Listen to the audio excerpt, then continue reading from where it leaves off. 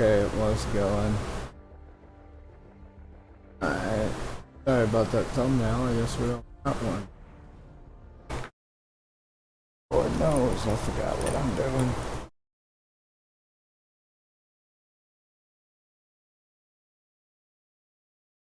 Lord knows. Can't believe it's still chilly in here.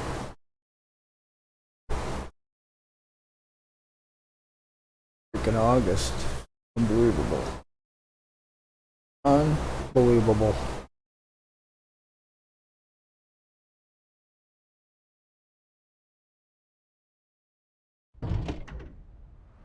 Welcome to the startup lesson.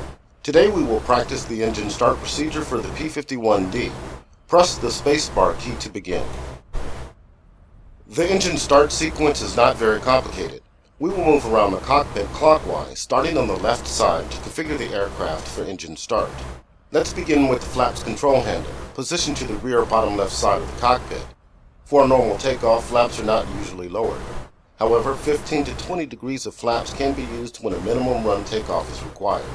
Set the flaps control handle all the way up to the up position. To do this, you can either click and drag the handle with the mouse or press left shift plus F command repeatedly until it is all the way up. Note, the flaps won't actually come up until the engine is running and there is sufficient pressure in the hydraulic system to raise them.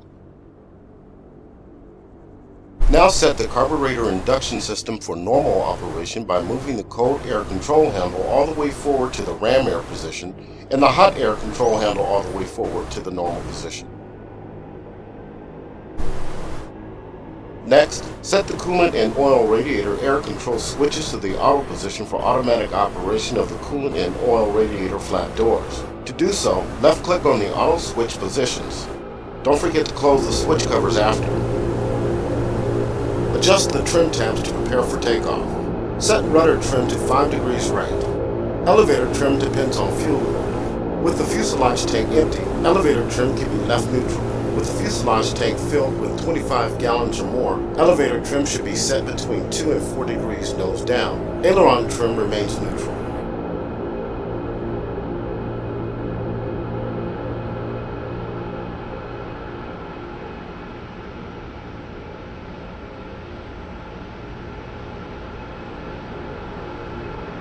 Remains neutral.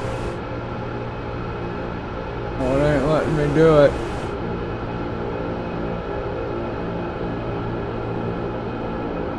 Where's 5 degrees at? Oh, that's the aileron, that's why. On the throttle quadrant, ensure the propeller RPM lever marked P is set all the way forward to increase and the fuel mixture lever marked M is set to idle cutoff. Set the throttle handle about 1 inch forward from the full back position to slightly open the throttle butterfly valve and allow air to flow to the engine. If you don't have a throttle controller, the plus and minus keys on the keyboard numpad can be used to move the throttle handle.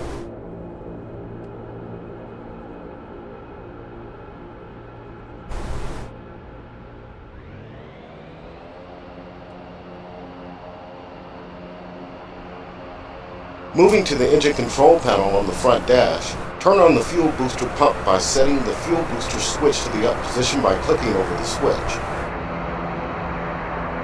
Select the left and right magnetos to provide power to the engine ignition system by setting the ignition switch to both.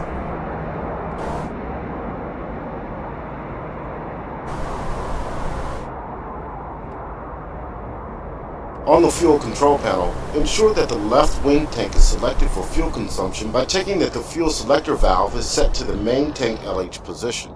Open the fuel shutoff valve by clicking on it to set it to the on position. Let's set the parking brake to make sure we remain stationary when the engine begins to pull. You may want to open the controls indicator by pressing right control plus enter to monitor the positions of your flight controls, including the brakes. Setting the parking brake takes a few steps. First, pull out and hold the parking brake handle by clicking and holding it. Next, while continuing to hold the parking brake handle, fully press the brake pedals by holding down the W key.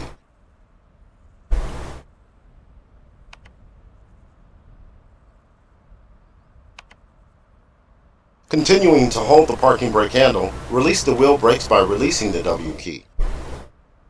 Now release the parking brake handle to set the parking brake.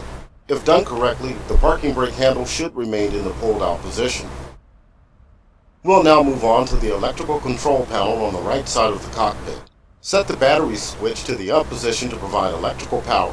Also, set the generator switch to the up position to prepare the generator to take over once the engine is running over 1500 to 1700 RPM. Click and hold the primer switch on the engine control panel for about 1 second to feed some fuel to the engine. When starting in cold temperatures, up to 4 seconds of prime may be necessary. We are now ready to attempt an engine start. To do so, first press and hold the starter switch to operate the starter and begin turning the engine. As the engine begins to catch, move the fuel mixture control lever on the throttle quadrant to the run position by right-clicking on it once. If you aren't able to start the engine successfully, return the fuel mixer lever to idle cutoff by left-clicking and repeat the process starting with priming the engine. Note, the engine starter can be easily overheated. The starter should not be used for more than 4 20-second attempts to start, with 15-second intervals, followed by a 5-minute cooling off period.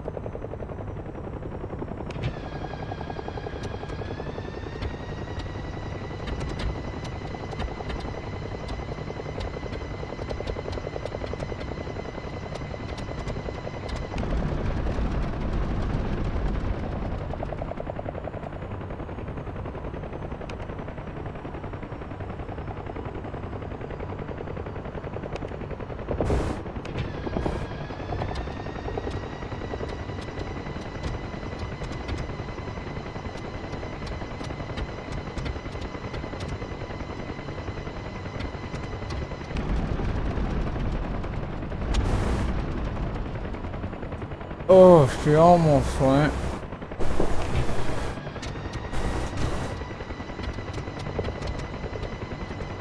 Thank you.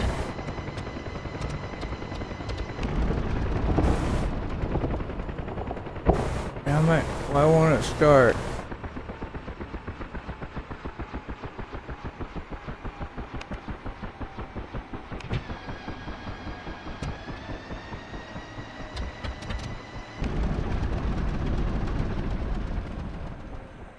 Not enough fuel, throttle, whatever.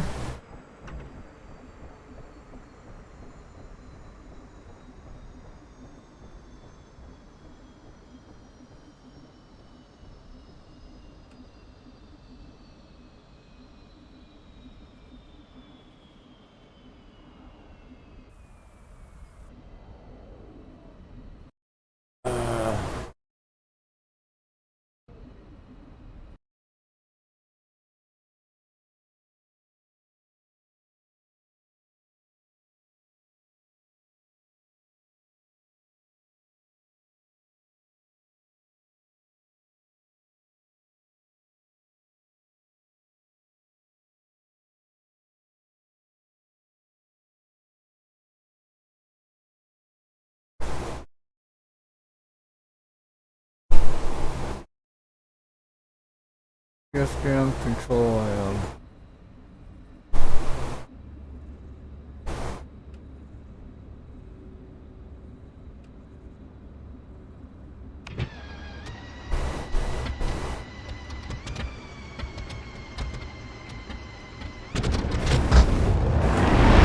Good start. Now we need to make sure the engine is running smoothly without any indications of a problem. Use the RPM gauge and adjust the throttle to run the engine at about 1200 to 1300 RPM. Monitor the engine gauge to check the oil pressure to reach at least 50 psi and the oil temperature to reach at least 40 degrees Celsius. Check the suction gauge to make sure it is showing a normal suction reading of 3.75 to 4.25 inches. Press the spacebar key to proceed. Check the hydraulic pressure gauge to make sure it is reading a normal pressure of 800 to 1100 psi. Check the oxygen pressure gauge to make sure it is reading a normal pressure of 400 psi. Press the spacebar key to proceed. Continue to idle the engine at 1000 to 1200 RPM until ready to taxi or perform a pre-flight check. Remember to release the parking brake before taxiing. To do so, fully depress and release the wheel brake's W key. This concludes the engine start lesson. Well done.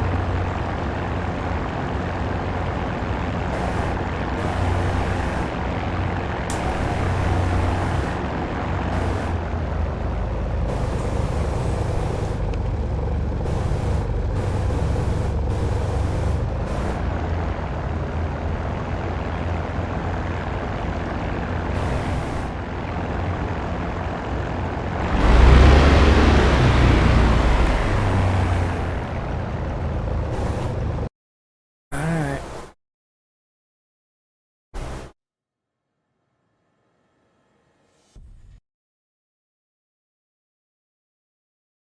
And taxi this old girl down the road.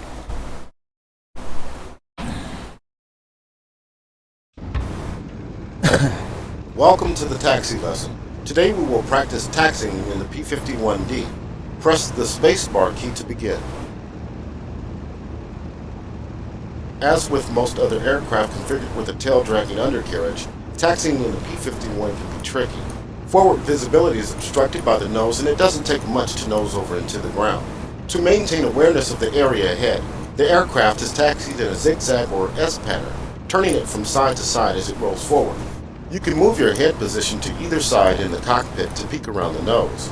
To do so, press left Alt plus C to enable mouse view mode, and press and hold the mouse wheel while dragging the mouse left and right. Alternatively, you can use the commands right control plus right shift plus num 4 and right control plus right shift plus num 6 to move your head from side to side. Press the spacebar key to proceed. Another important element to keep in mind is the position of the control stick.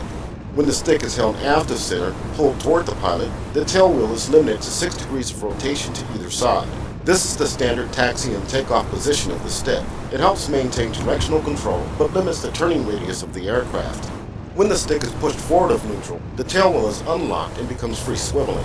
In this case, the rudder pedals do not control the tail wheel. This makes it possible to perform tight turns, but can be very tricky to control as the aircraft rotation can be sudden and violent, depending on speed, applied brakes, engine power, and rudder position. Press the spacebar key to proceed. When taxiing over a smooth and level surface, such as this runway, very little engine power is required. It's also best to minimize the use of brakes to prevent unnecessary wear and heat. Hot brakes can easily ice over after takeoff as the aircraft climbs into colder temperatures at altitude. Press the spacebar key to proceed.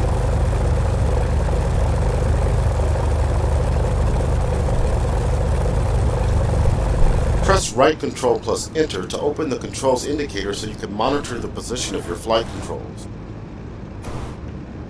Pull the control stick aft of center and hold it there to keep the tail wheel locked for taxiing.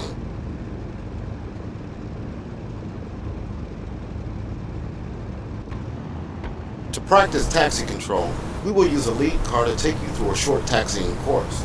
The car is now waiting in position to your left. Press the spacebar key when you are ready to begin.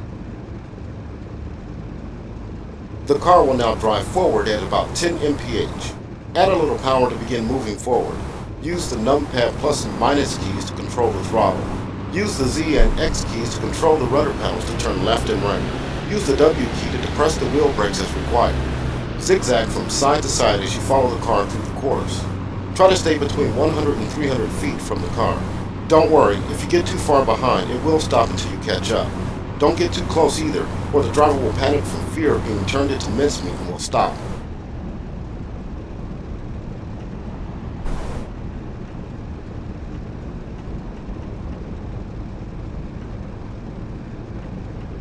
The car will now turn onto the taxiway to the right.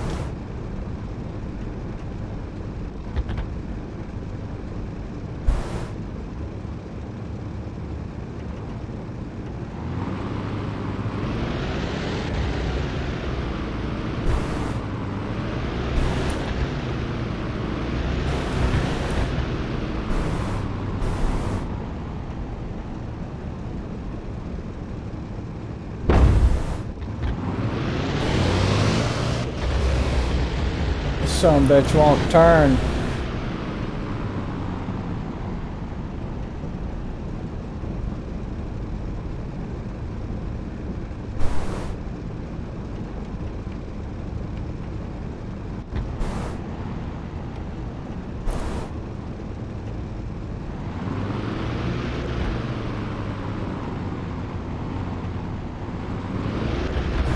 Why does it just quit turning like that on me?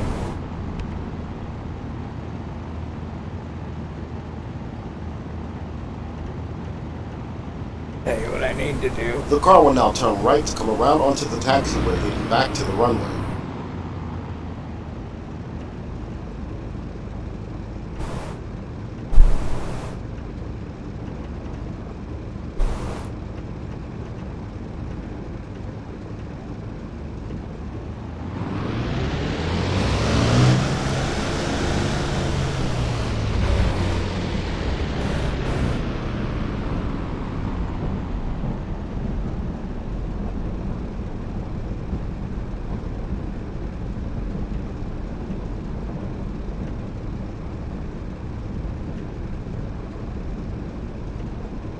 We'll stop here for a moment.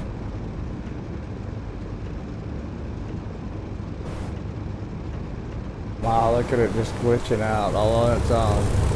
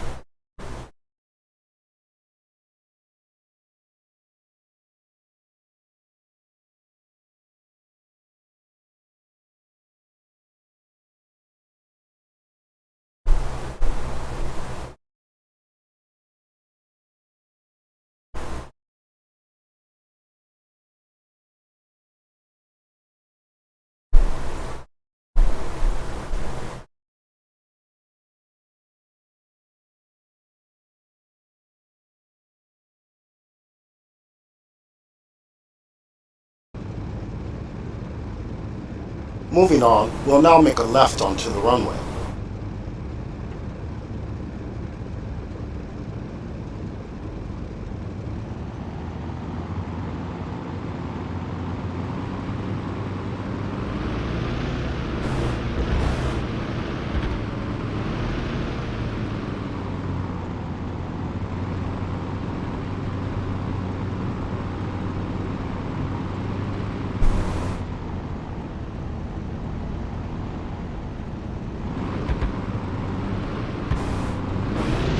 We'll now make a right turn onto the apron area to turn around to face the runway again. This is a tight space and will require some care. You may need to unlock the tail wheel to make this turn by pushing the stick forward. When the tail wheel is unlocked, use differential braking to control your turn. Press left control plus W to use the left wheel brake, and left alt plus W to use the right wheel brake.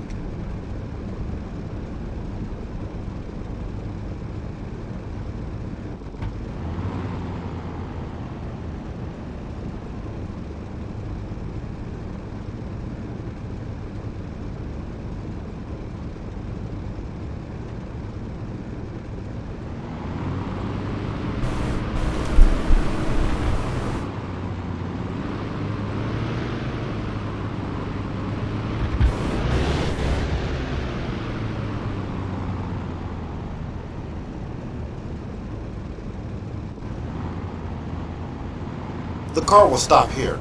See if you can pull up next to it.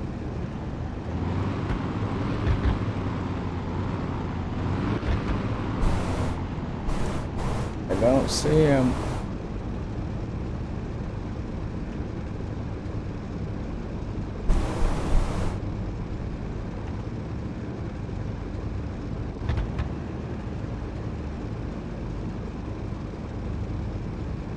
This concludes the taxi lesson. Nice job.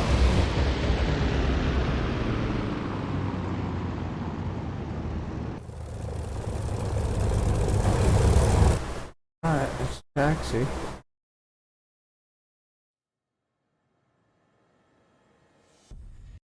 Take off. off, guided practice with stuff. This panel will be done. Yeah, I'll be done. Dub.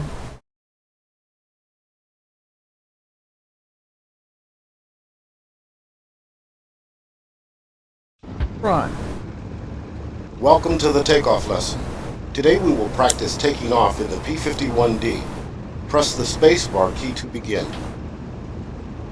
The P-51 is generally very controllable in takeoff, but the powerful engine and large propeller spinning at the front do require careful use of the rudder in order to maintain a straight course down the runway. A right rudder trim of 5 to 6 degrees is a standard takeoff setting and is usually sufficient to maintain directional stability in the takeoff run. A normal takeoff is performed at takeoff power, which is 61 inches of manifold pressure at 3,000 RPM. However, to minimize controllability issues while practicing, we will take off at a reduced power setting of about 50 inches of manifold pressure. Press the spacebar key to proceed. Your primary instruments during the takeoff run will be the airspeed indicator on the left side of the instrument panel and the manifold pressure indicator on the right side. Once in the air, we will use the turn indicator and the rate of climb indicator to maintain a desired flight path. Press the spacebar key to proceed. The first key element of a successful takeoff is gradual onset of power. You cannot just slam the throttle forward. The torque effects of a sudden burst of power are very likely to run you off the runway and into the grass with devastating results. The other key element is the tail lift. As the aircraft accelerates toward 100 miles per hour, the tail will lift itself off the ground, unless held down with some stick back pressure. You can perform a takeoff without a tail lift by simply holding the stick back to maintain a 3-point attitude until the plane flies itself off the ground. Most pilots, however, prefer to let the tail rise up to continue accelerating while running on the front wheels before lifting off into the air. Press the spacebar key to proceed. The takeoff starts with the stick held back to keep the tail wheel locked for a controlled ground run. To perform a tail lift, neutralize the stick as speed approaches 100 miles per hour. Be careful to avoid lifting the tail too early by pushing the stick forward. The changes in pitch angles occurring during the tail lift cause significant directional instability, which is more difficult to control at slower speeds. Careful rudder input will be required to maintain heading as the tail lifts. You may need to alternate a bit of right and left rudder input before stabilizing for the liftoff. Press the spacebar key to proceed. Flaps are not used in a normal takeoff.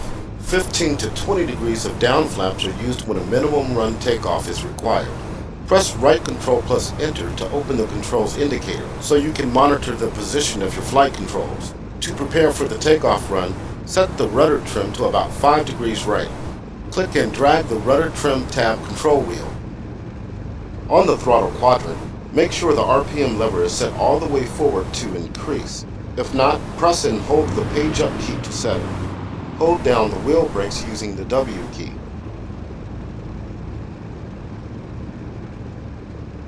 Using the numpad plus and minus keys, control the throttle to set the manifold pressure to about 30 inches. Keep the stick pulled somewhat aft of neutral to keep the tail wheel locked. Whenever you're ready, release the wheel brakes to begin the takeoff run. Use the rudder or Z and X keys to maintain your heading down the runway. Gradually add power to set about 50 inches of manifold pressure. Neutralize the stick to lift the tail. Easy on the rudder. Gently pull back on the stick to take off. Watch the turn indicator and use your rudder and aileron control to maintain your takeoff flight path by keeping the ball in needle center. Retract the gear with the G key. Monitor the landing gear warning lights to make sure the gear retracts and locks successfully. Lights extinguished.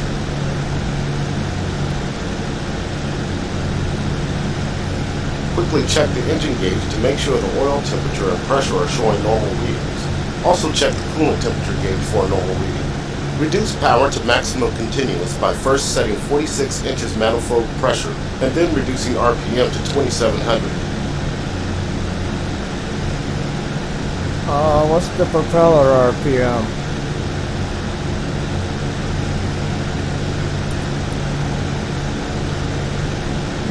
And where is it?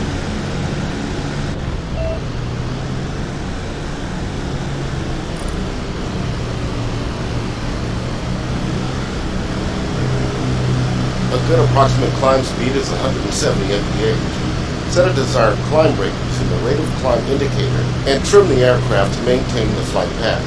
As you continue to climb, monitor the instruments to make sure the aircraft is operating normally. This concludes the takeoff lesson. Well done, pilot.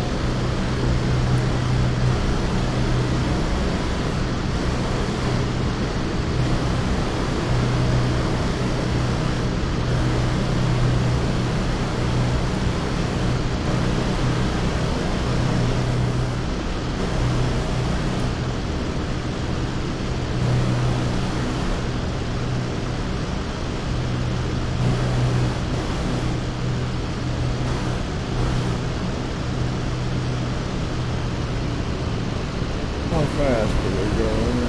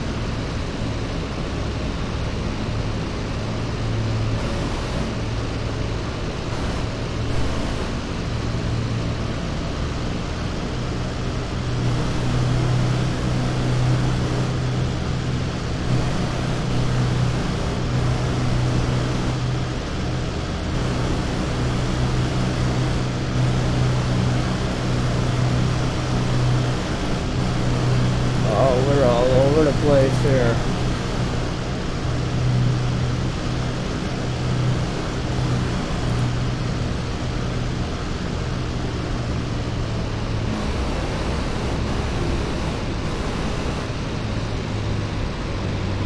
Rocket.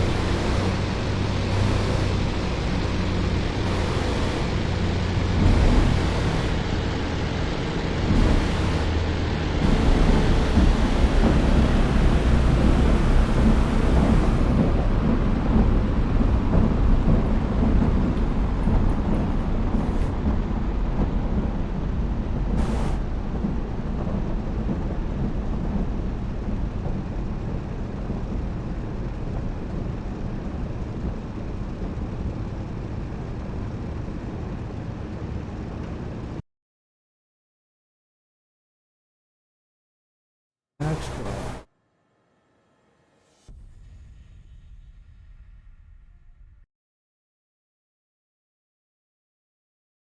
This one here and take a break.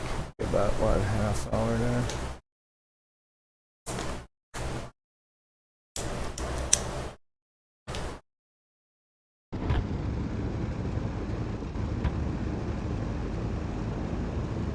Alright.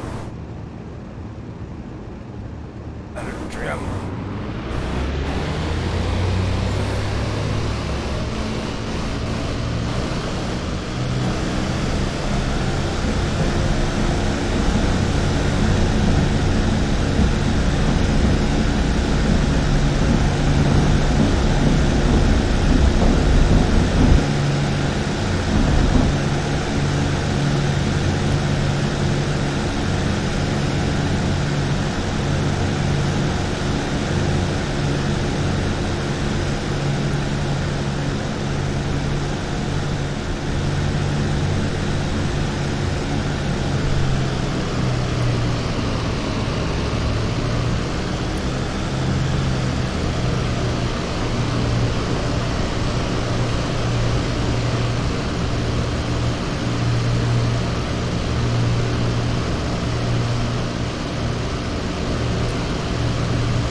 guess that should have did it, huh?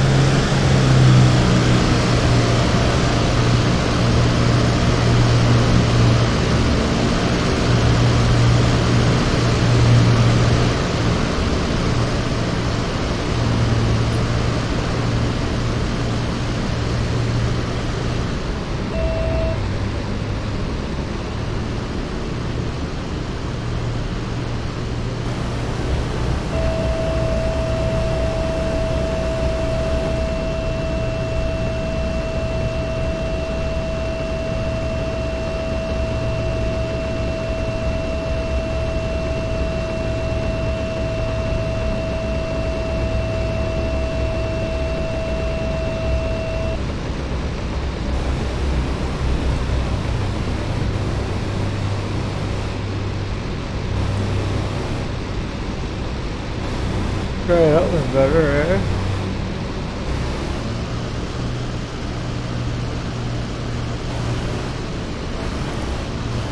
A little too soon now. A little too soon. Oh, too soon? Son of a bitch. Oh, too soon.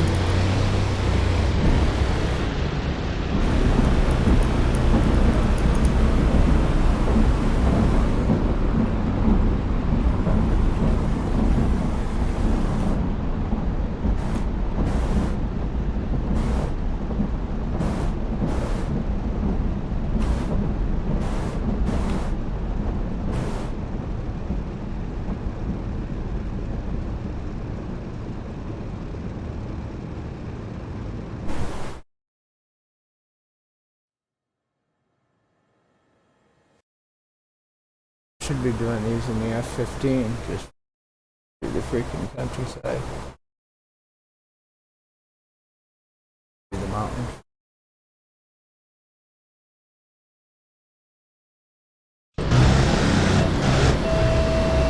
Welcome to the landing lesson. Today we will practice flying a visual approach pattern and landing the P-51D, followed by the engine shutdown procedure. If you're having trouble hearing my instruction over the engine noise, turn down the world and in-cockpit sound sliders in the options menu.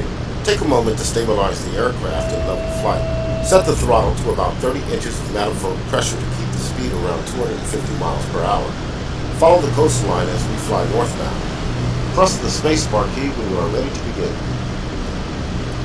The Mustang is not equipped with any modern precision approach systems, such as ILS. This means landings are performed using a visual approach pattern. In this lesson, we'll use a standard military overhead pattern. An overhead pattern consists of the following basic elements. Entry into the pattern on the upwind leg, where the aircraft is flown along the runway parallel to the landing course. The crosswind leg, where the aircraft is turned 180 degrees to take the downwind leg, using the turn to bleed off any excess speed. The downwind leg, where the aircraft is flown along the runway in the opposite direction of the landing course and is prepared for landing. The base leg, where the aircraft is turned another 180 degrees while descending to take the final approach. The final approach, where the aircraft is flown down a steady glide path past the runway threshold to the touchdown point. I've included an image with the mission briefing showing an example of the overhead approach pattern. To open the briefing, press left Alt plus B. Press the space bar key to proceed. The lengths and altitudes of a pattern may vary. For this practice mission, we will assume a typical pattern of entry at 1,000 feet above ground level and holding that altitude on the upwind and downwind legs. Base length, descending to 600 feet toward the final approach point. A normal 3-degree glide slope from the final approach point, starting at 600 feet of altitude and 2 nautical miles away from the runway. Press the spacebar key to proceed. The airspeeds flown in the pattern depend on the aircraft. For the P-51D, the pattern speed is no greater than 200 miles per hour.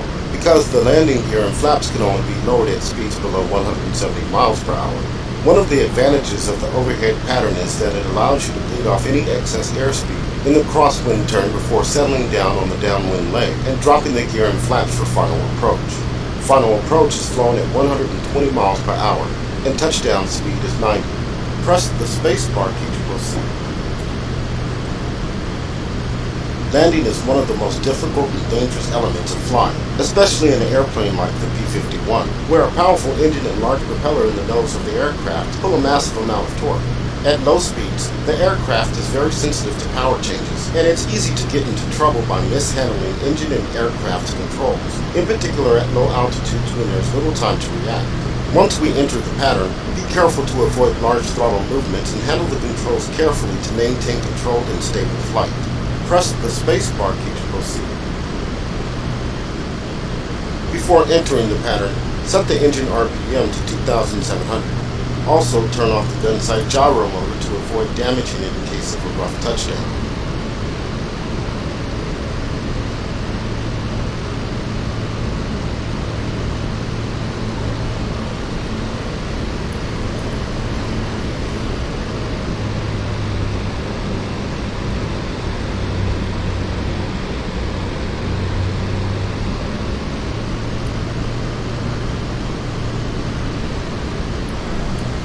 You should see the airfield ahead, a few miles east of the coast.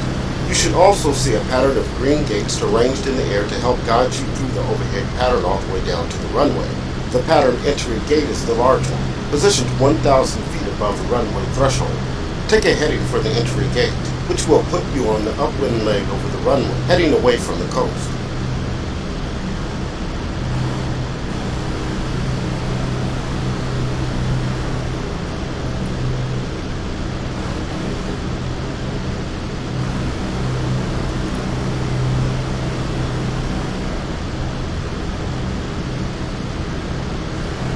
That's why we're at 27, okay.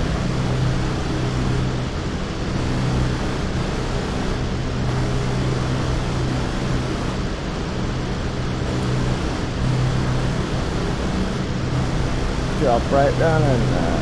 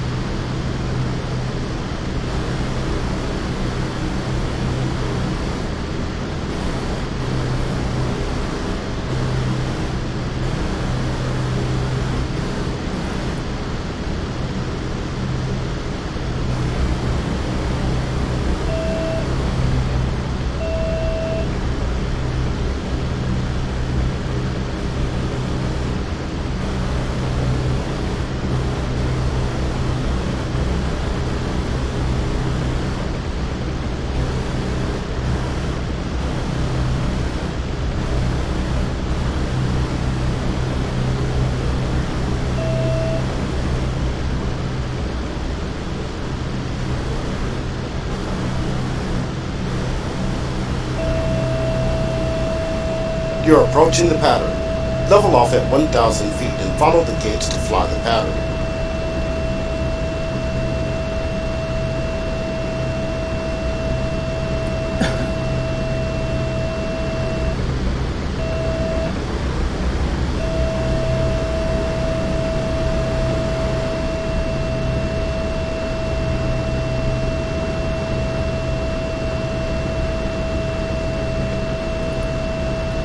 Good job entering the pattern. You are now on the upwind leg. Keep the power down and monitor your airspeed and altitude. The next leg will be the crosswind turn, taking you 180 degrees left to put you on the downwind leg. Use the turn to bleed off any excess speed so that you're below 200 mph on the downwind leg.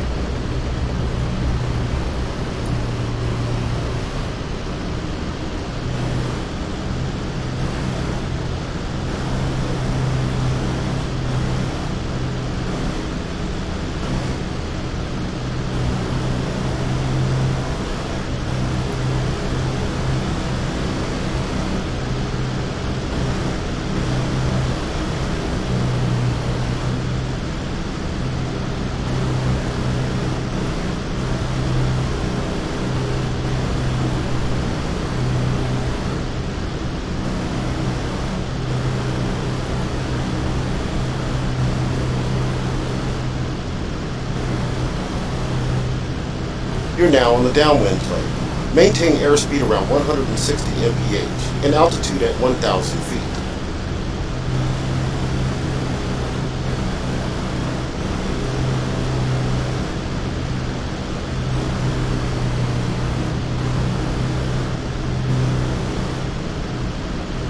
Lower the landing gear by pressing G. Watch the landing gear warning lights panel and make sure you get the green light.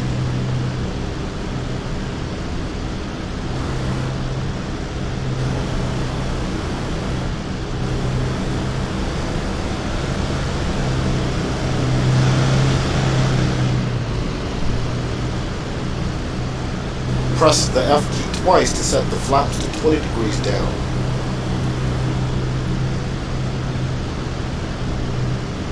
And to set up some trim buttons.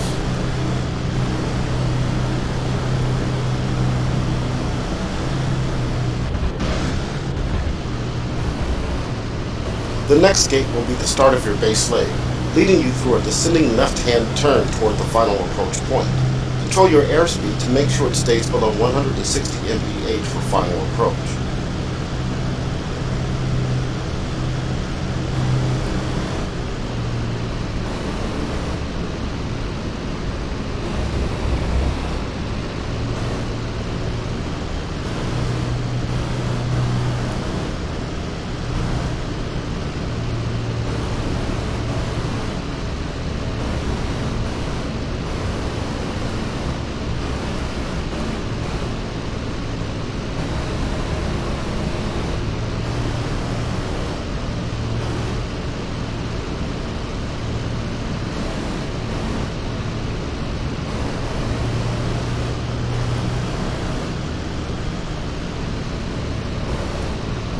You're now lining up for final approach. Press the F key 3 more times to lower the flaps all the way down. Maintain 120 mph on final. Minimize side slip and trim for a steady approach. If you find yourself getting into trouble, add a little power, then raise the gear and flaps to climb out and go around.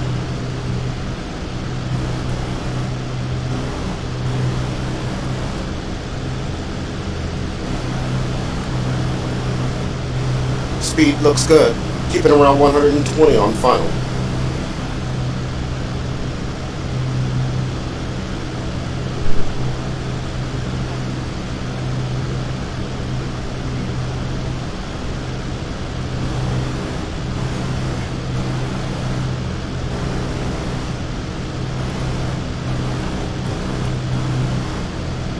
As you approach the threshold, prepare to reduce power and flare the aircraft by gently pulling the stick back. You want a gentle touchdown at about 90 mph.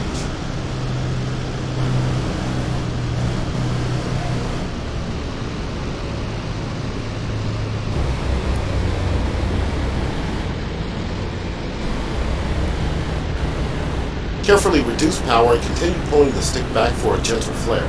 Try to make a 3-point landing to avoid a bounce. Use careful Z or X rudder commands to roll down the center of the runway. Do not use the wheel brakes unless you have to. Set throttle to idle power at 1000 RPM. Continue to roll to the next available taxiway to the right. Press and hold left control plus C to open the canopy.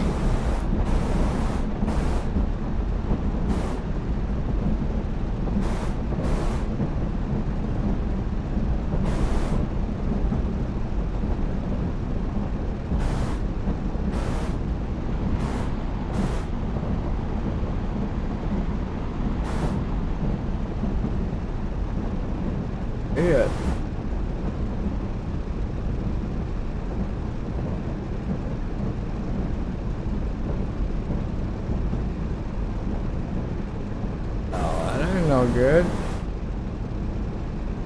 You missed it or what?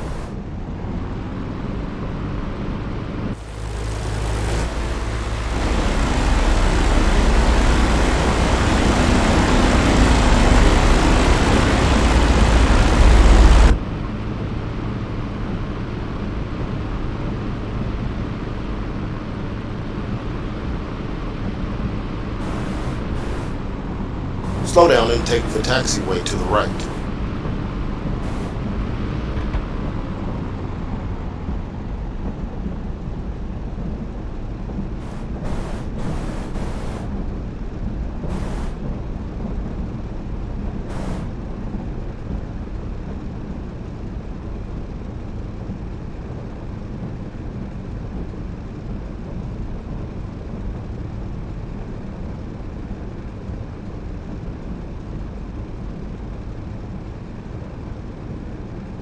Turn left and park in one of the parking spaces.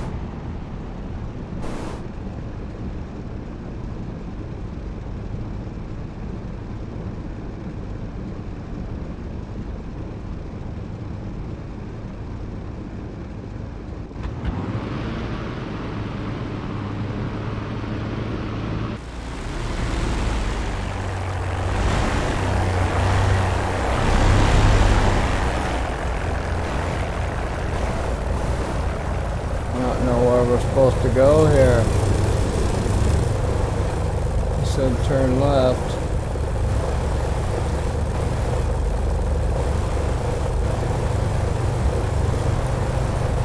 I guess this one right here.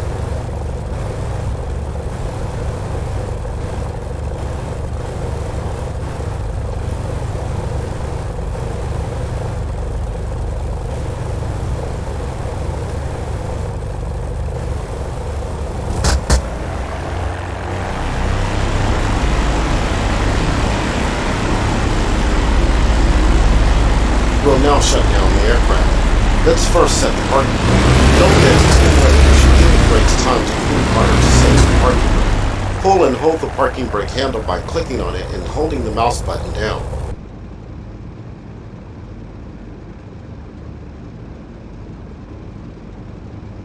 Continue to hold the parking brake handle and press the wheel brakes down by holding down the W key.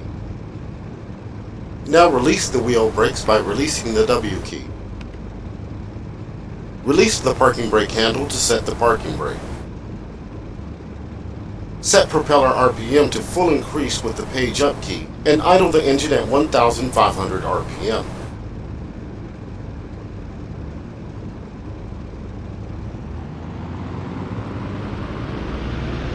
Turn off the fuel booster pumps by setting the fuel booster switch to off.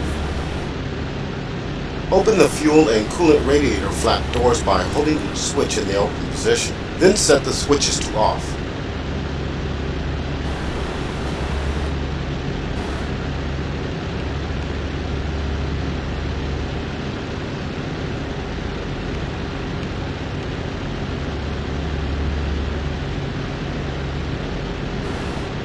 Set the trim tabs to neutral. Raise the flaps by dragging the flaps control handle up or pressing left shift plus F5 times. Set the fuel mixture to idle cutoff to shut down the engine.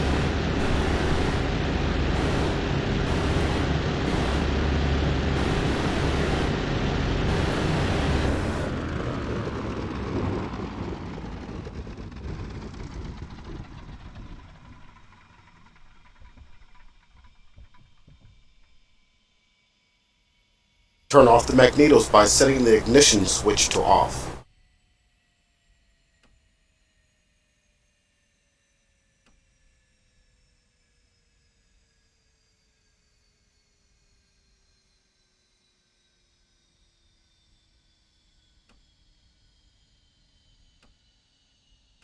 Turn off the fuel shutoff valve. Turn off the gun heat, pitot heat, generator cutoff, and battery cutoff switches on the electrical control panel. Turn off all cockpit and external lights that may be on. Pull the landing gear emergency release handle to release hydraulic pressure. Lock the controls. Left-click on the latch to lock the controls in a stick-forward position for towing, or right-click on the latch to lock the stick in the neutral position with the tail wheel locked. This concludes the landing lesson. Nice job! Okay,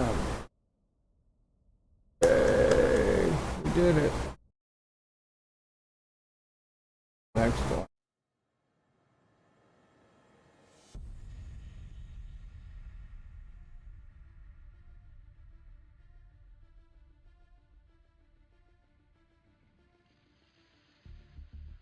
User joined your channel. Oh, what's up, buddy?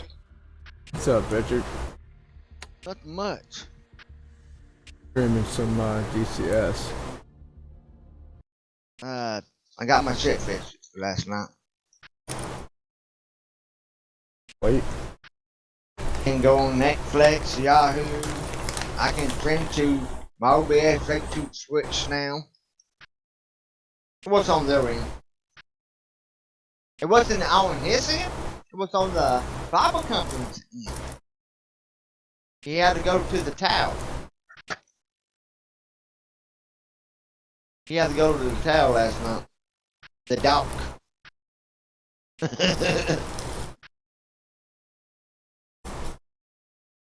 Whenever he got to the tower, he plugged in, let the Bible company remote. The remote in it. I don't know what it was, but it was on their end.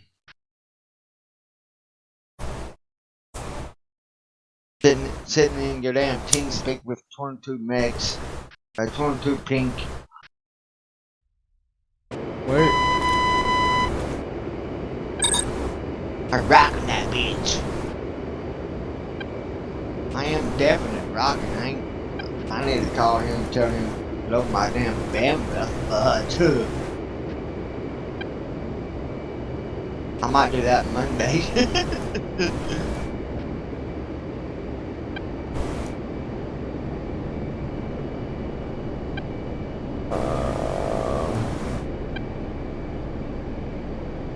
He is a good guy, that's why. If you live where I live at, Don, you could go with them. Oh my god. You wanna know my ping? My download right now? What is it?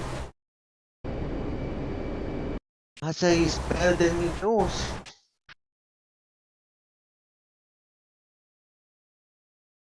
My download speed is 77.10.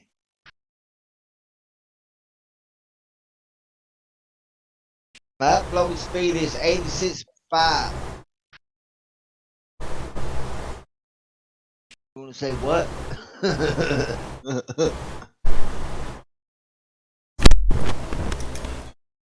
Rocking down almost 100 down, 100 up. Did I call him Don? Tell him to load my bandwidth? Load my speed? Like 70. I got 70, 76 down and almost 90 up.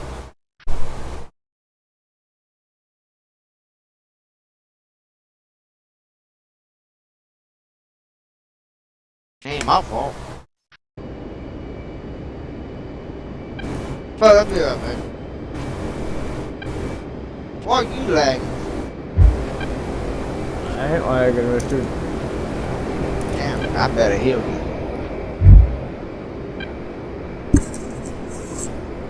Every time you talk, it sounds like I hear that damn jet in your line. You kidding me? You shouldn't be. I am something. I am not a fan. Oh yeah, probably my fan.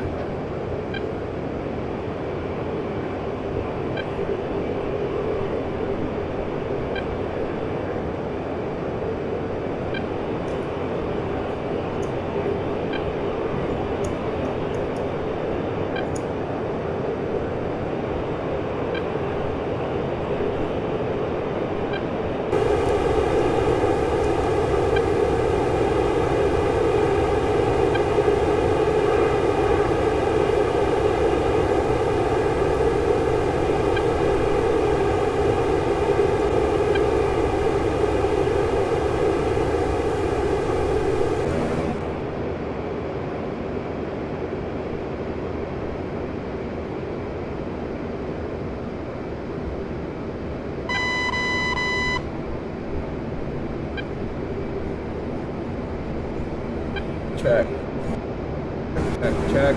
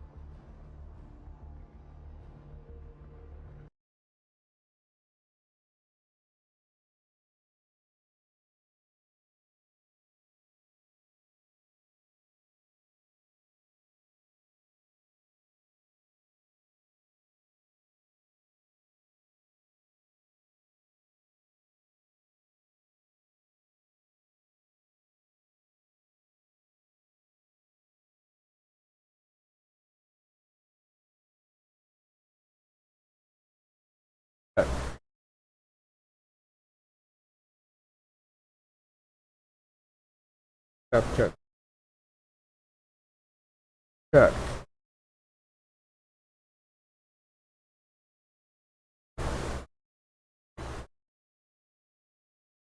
Check.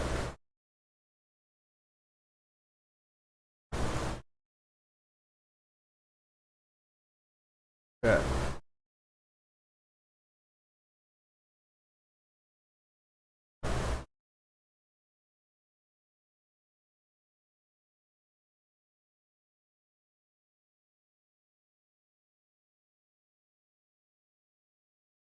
So.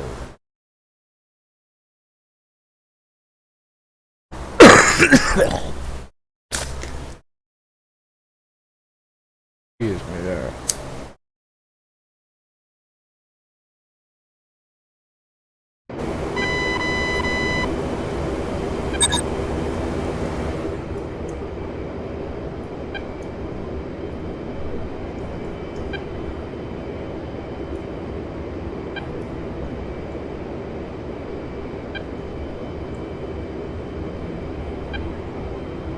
That's my waypoint.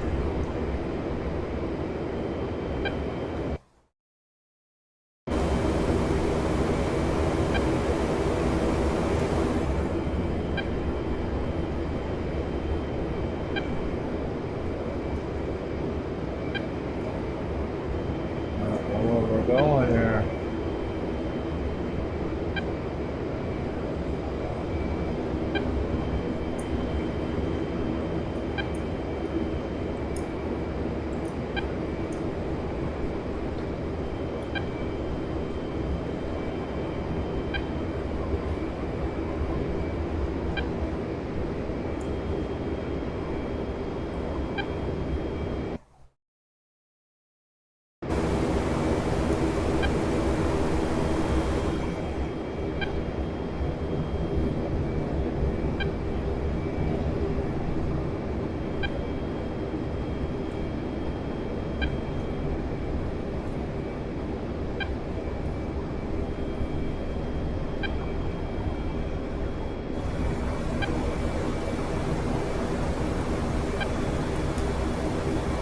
Oh, we're supposed to be headed at E2.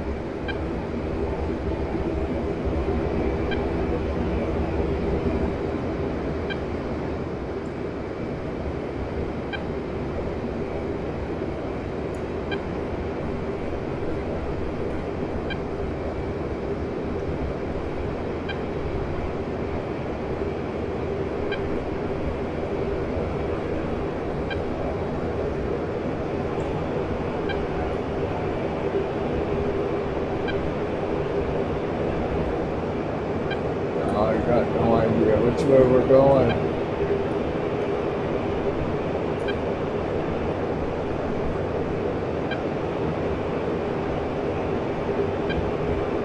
Probably the wrong way.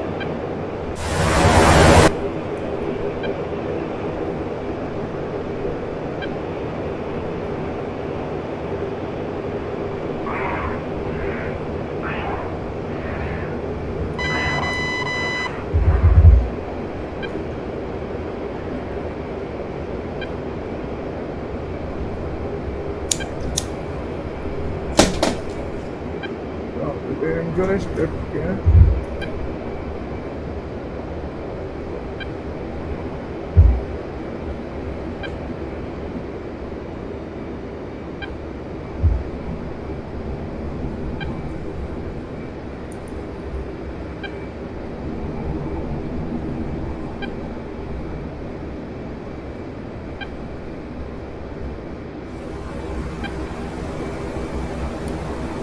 Where the hell are we?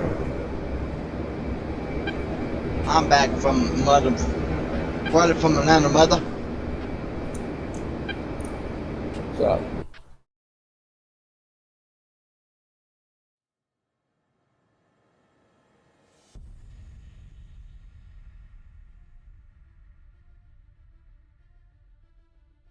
And yesterday they wouldn't let me update my team spec today.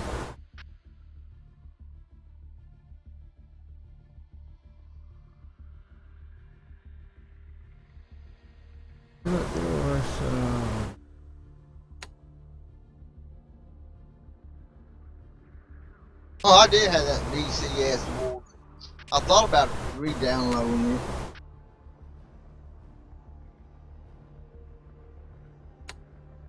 Is it fun? It's alright.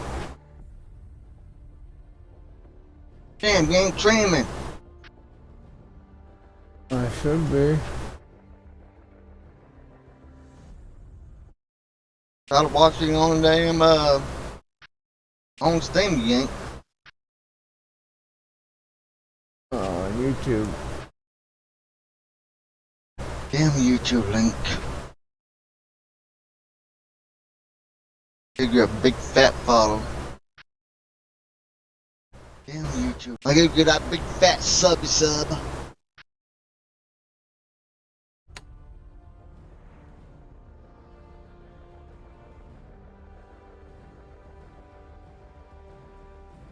Challenge. This is the one we wanted.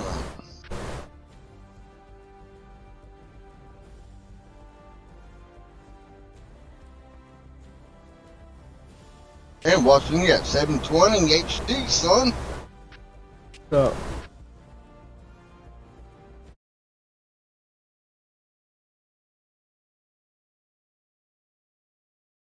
So what's he doing? cycling through Steam requests. There's always that one guy out there.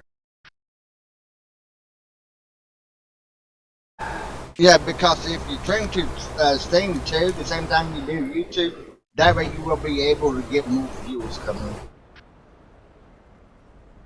Welcome to this first mission of the challenge campaign. Using what you learned in the startup training mission, start up the aircraft without the help of the instructor and taxi to the end of the runway off to the left.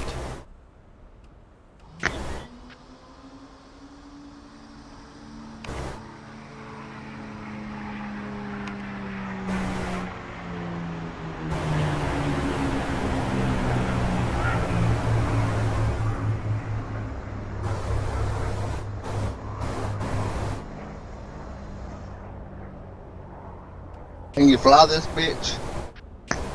Yeah, if and when I can get it to start.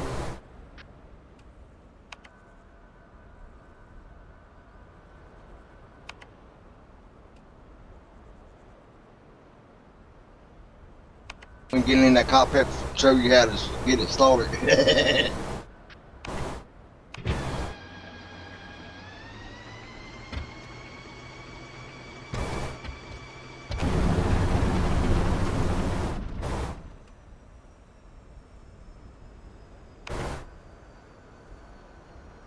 Bring it.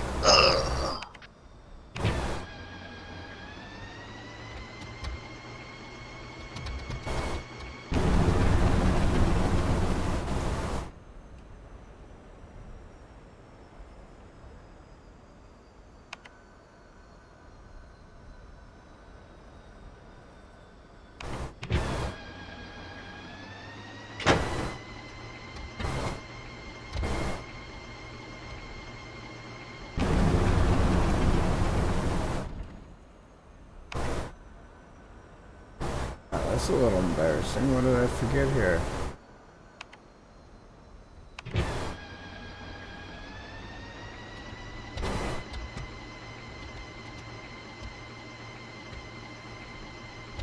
Joke. Missed him.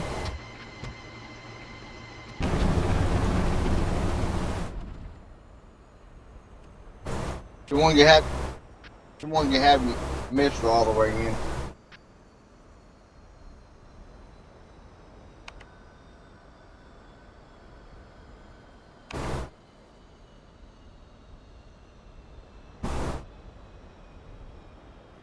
Alright, Richard.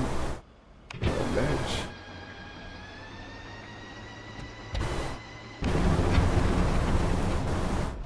And I cut off about a quarter on the throttle.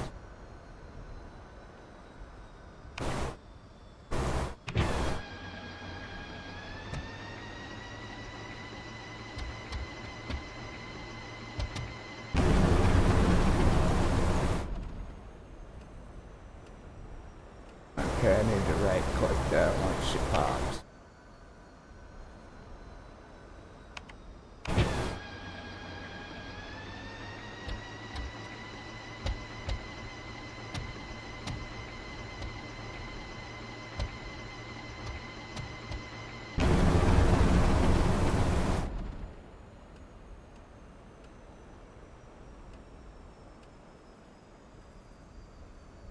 Ain't gonna go, I forgot something there.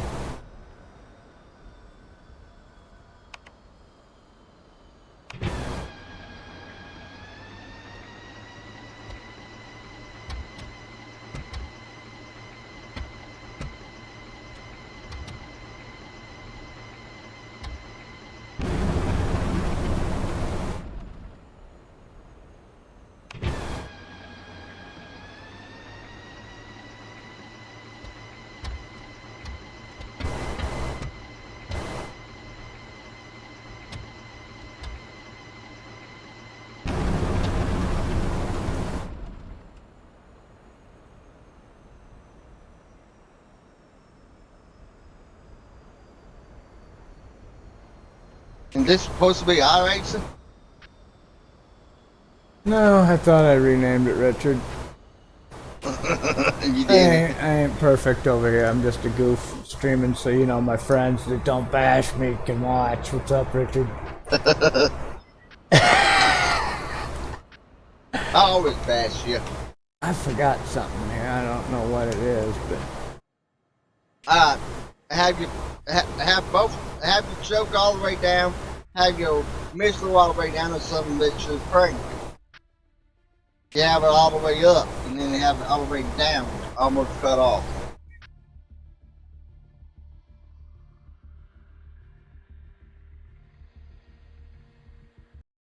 let's try it out. See what that does. It's like you don't have your choke on.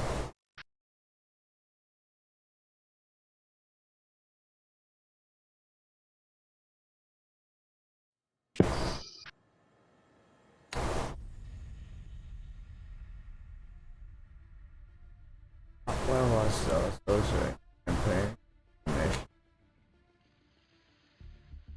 Down. Yep. I'll figure it out.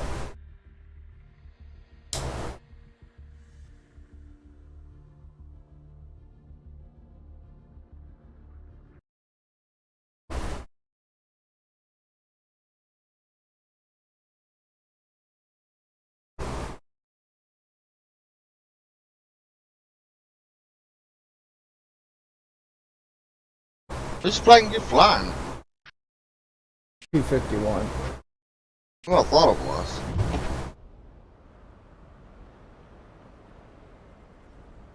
Welcome to this first mission of the challenge campaign. Using what you learned in the startup training mission, start up the aircraft without the help of the instructor and taxi to the end of the runway off to the left.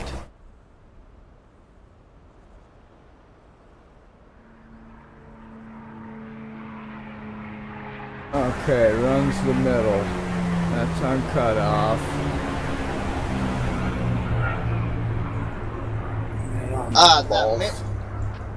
that.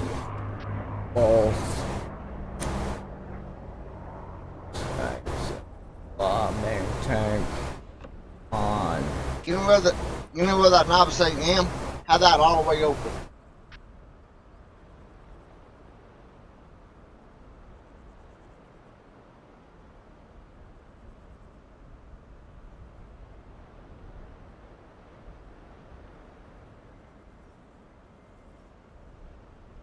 I can see the shit now. Now that one's off, and then just want to click it. One with the right. Right. And off.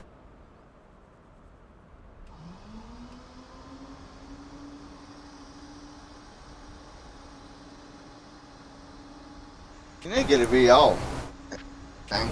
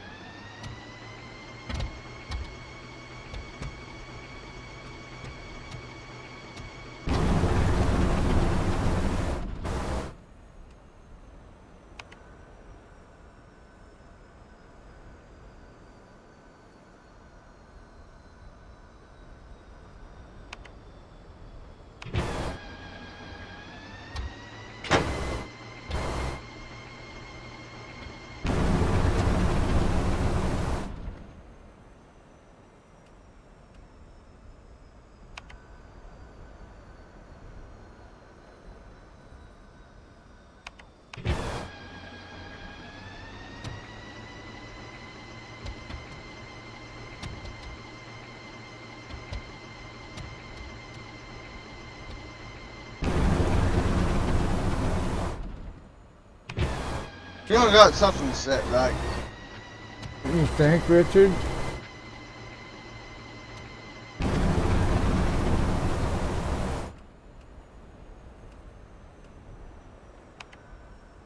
I just fall off.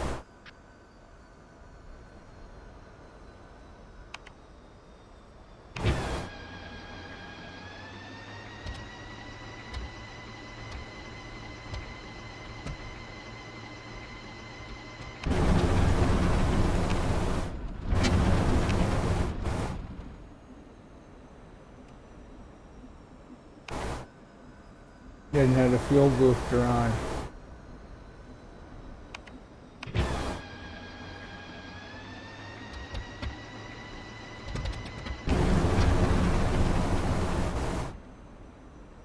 Come on, you old witch.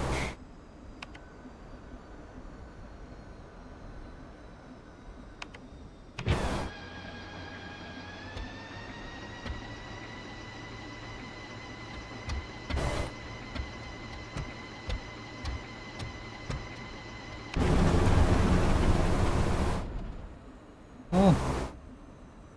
Alright.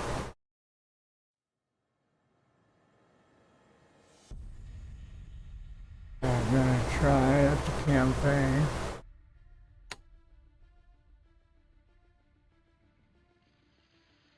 Training P51. Start. Watch this, Richard.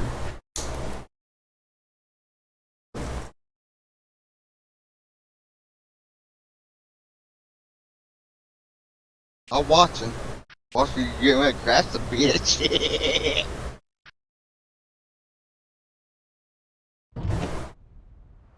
Welcome to the startup lesson. Today we will practice the engine start procedure for the P51D. Press the spacebar key to begin. The engine start sequence is not very complicated. We will move around the cockpit clockwise, starting on the left side to configure the aircraft for engine start. Let's begin with the flaps control handle, positioned to the rear bottom left side of the cockpit. For a normal takeoff, flaps are not usually lowered. However, 15 to 20 degrees of flaps can be used when a minimum run takeoff is required. Set the flaps control handle all the way up to the up position. To do this, you can either click and drag the handle with the mouse or press left shift plus F command repeatedly until it is all the way up. Note, the flaps won't actually come up until the engine is running and there is sufficient pressure in the hydraulic system to raise them. Now set the carburetor induction system for normal operation by moving the cold air control handle all the way forward to the ram air position and the hot air control handle all the way forward to the normal position. Next, set the coolant and oil radiator air control switches to the auto position for automatic operation of the coolant and oil radiator flap doors. To do so, left click on the auto switch positions. Don't forget to close the switch covers after.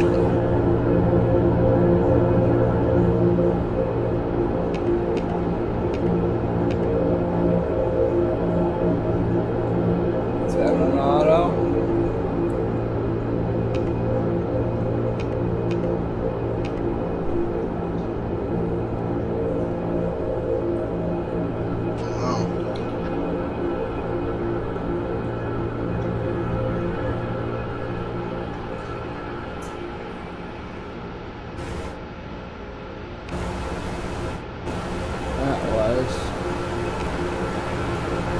Adjust the trim tabs to prepare for takeoff. Set rudder trim to 5 degrees right. Elevator trim depends on fuel load. With the fuselage tank empty, elevator trim can be left neutral. With the fuselage tank filled with 25 gallons or more, elevator trim should be set between 2 and 4 degrees nose down. Aileron trim remains neutral. On the throttle quadrant, ensure the propeller RPM lever marked P is set all the way forward to increase and the fuel mixture lever marked M is set to idle cutoff. Set the throttle handle about 1 inch forward from the fullback position to slightly open the throttle butterfly valve and allow air to flow to the engine. If you don't have a throttle controller, the plus and minus keys on the keyboard numpad can be used to move the throttle handle. Moving to the engine control panel on the front dash, turn on the fuel booster pump by setting the fuel booster switch to the up position by clicking over the switch. Select the left and right magnetos to provide power to the engine ignition system by setting the ignition switch to both. On the fuel control panel, ensure that the left wing tank is selected for fuel consumption by checking that the fuel selector valve is set to the main tank LH position.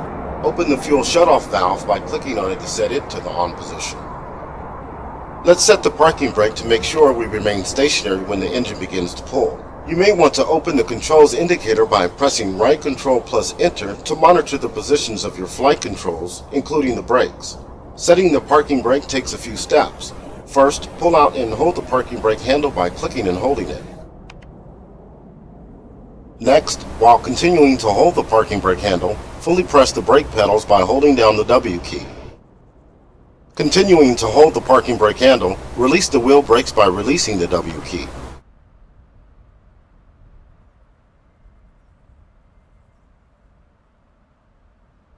Now release the parking brake handle to set the parking brake. If done correctly, the parking brake handle should remain in the pulled out position.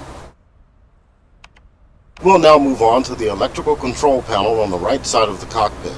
Set the battery switch to the up position to provide electrical power.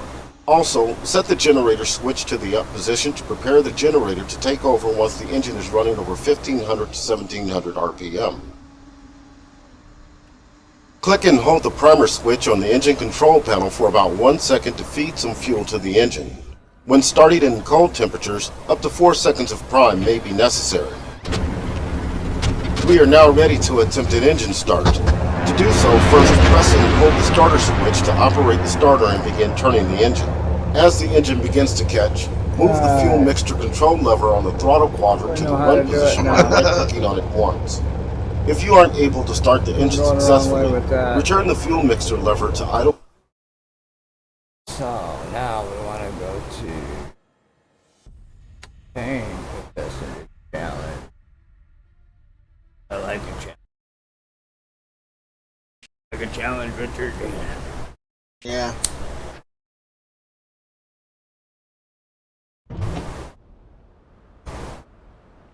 Forward, forward. Welcome to this first mission of the challenge campaign. Using what you learned in the startup training mission, start up the aircraft without the help of the instructor and taxi to the end of the runway off to the left.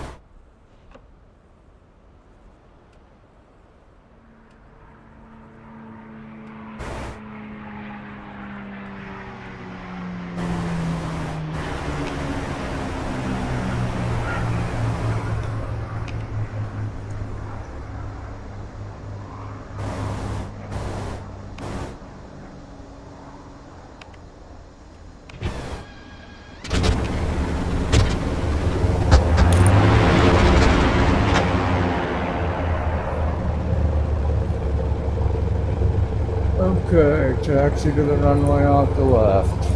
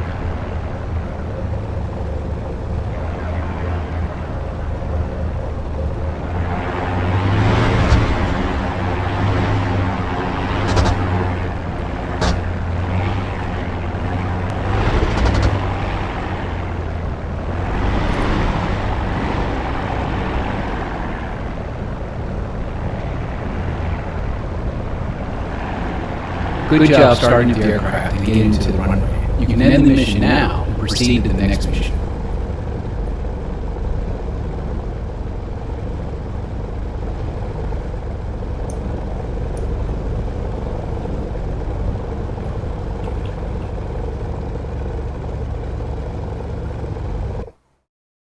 Alright.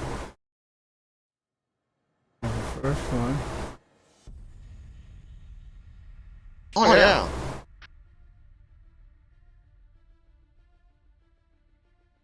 Let's check it back and watch video. Take off. Yes! I can get some... What?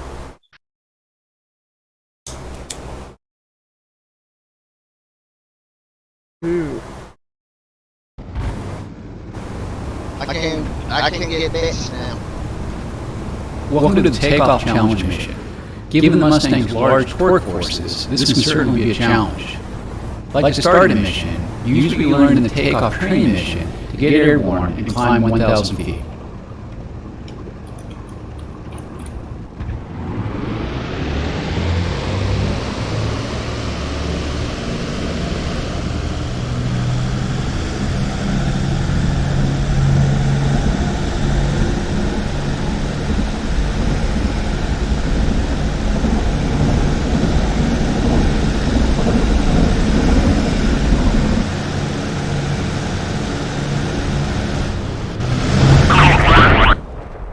Boom.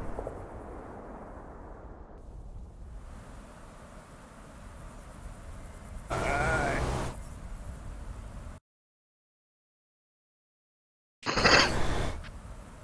Now we restart.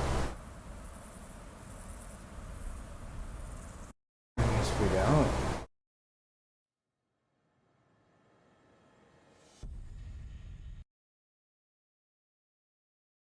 Damn, son. I'm just a rookie, Richard, when it comes to flying. Welcome to the Takeoff Challenge mission. Given the Mustang's large torque forces, this can certainly be a challenge. Like to start a mission, use what you learned in the takeoff training mission to get airborne and climb 1,000 feet.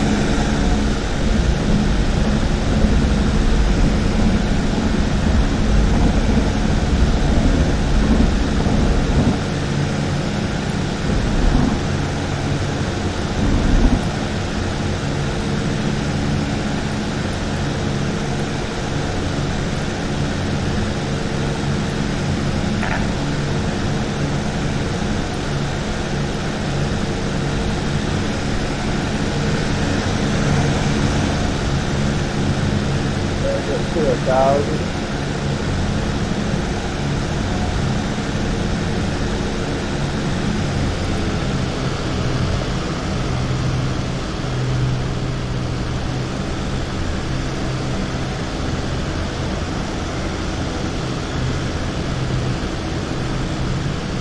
Need to fine tune these controls, see what I need to do. Nice job getting this bird into the air. You can end the mission now, fly around and enjoy the scenery.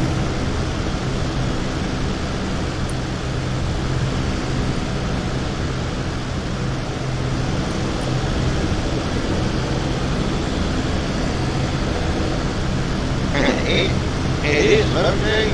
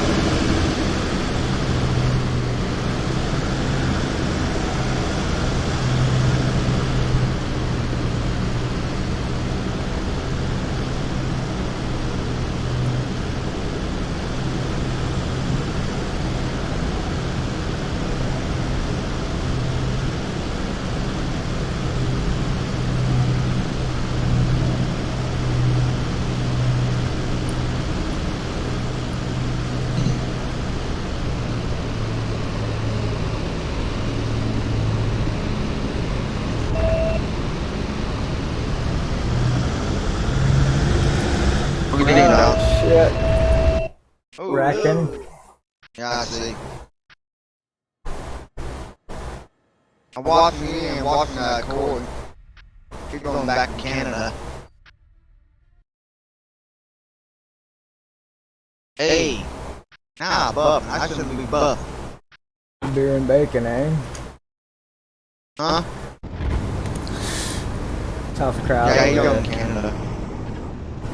This mission's like the last, but this time we're going to add a 10 meter per second crosswind to make things a little more interesting. As before, climb 1,000 feet to complete this challenge.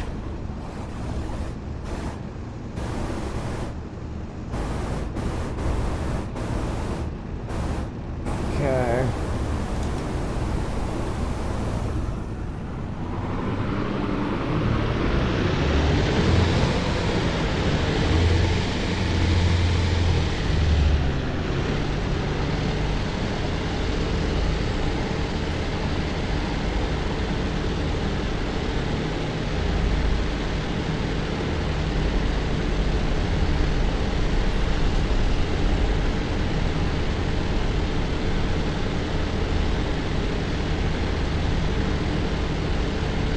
You know, this damn man never had Belgium, but he had still go before. Crazy.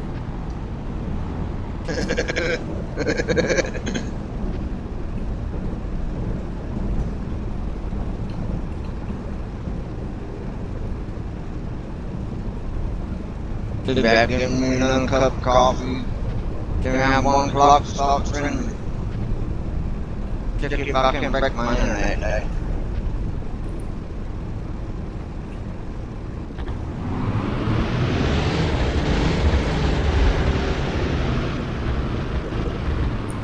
Easy now. South Bank. Which way do we go here? 5 degrees. Alright. Yeah. Flaps.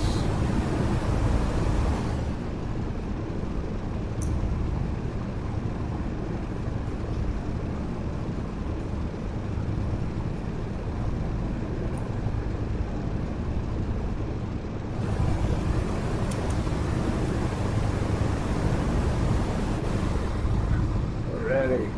Let's fly.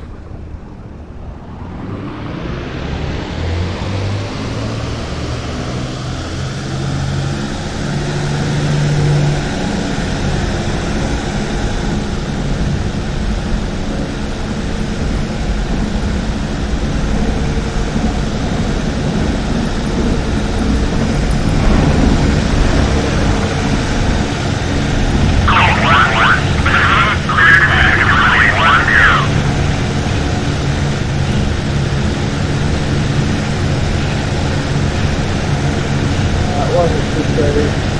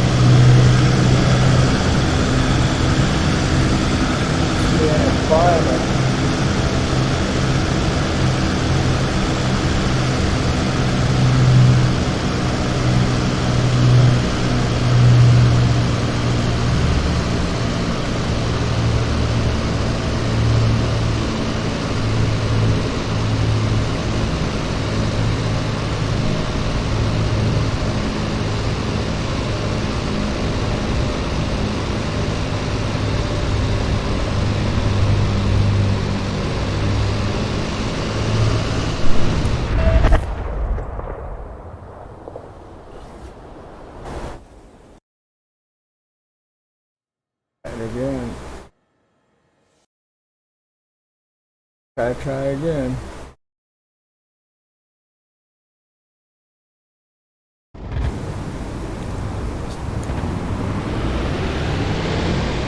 This mission is like the last, but this time we're going to add a 10 meter per second crosswind to make things a little more interesting. As before, climb 1,000 feet to complete this challenge.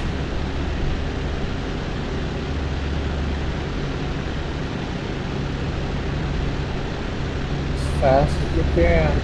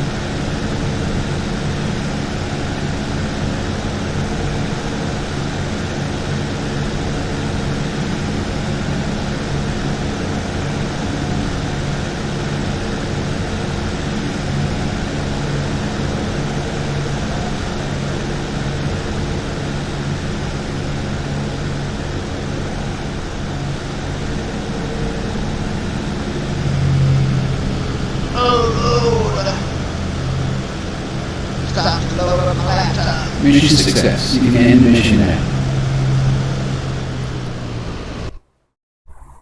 I'll just challenge once.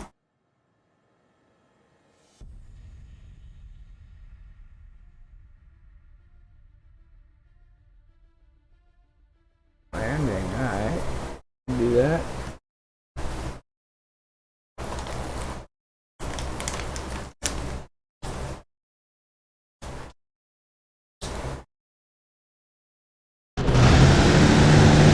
In this mission, challenge to land aircraft with the helicopter.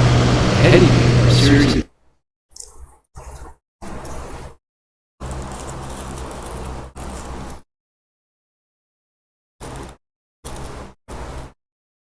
Ready for that.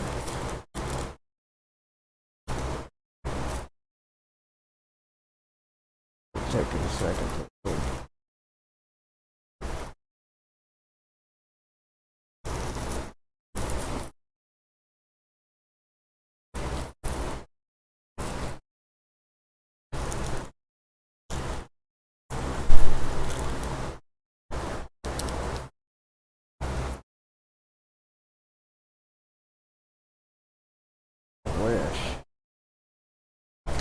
Let's try.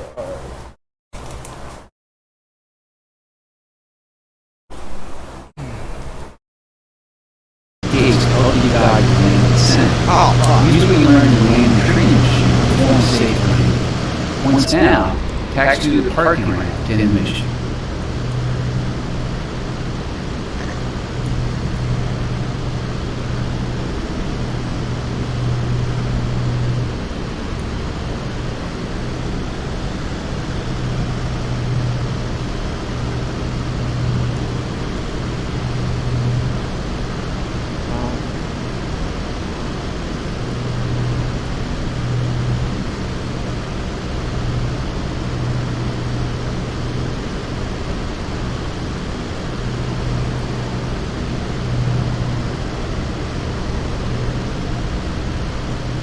Do it.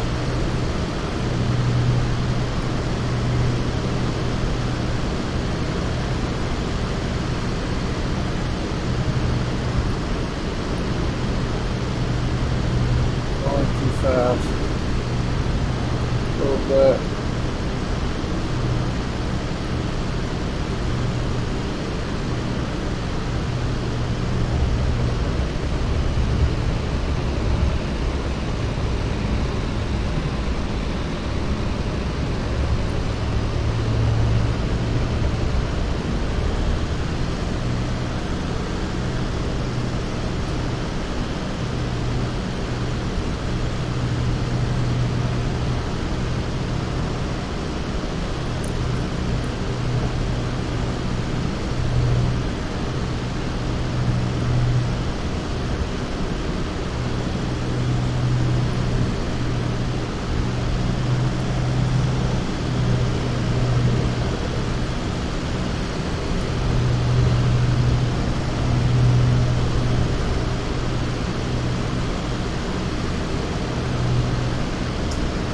Son of a bitch. Going too fast. A little bit.